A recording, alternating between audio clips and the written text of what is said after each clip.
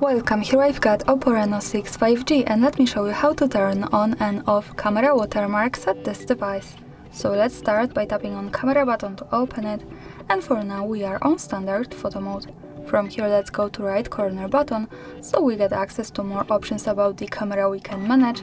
Now let's pick settings, so we can open the camera settings. Here at the first place we can find the watermarks option, so let's tap on it to turn it on or off from the right as we need.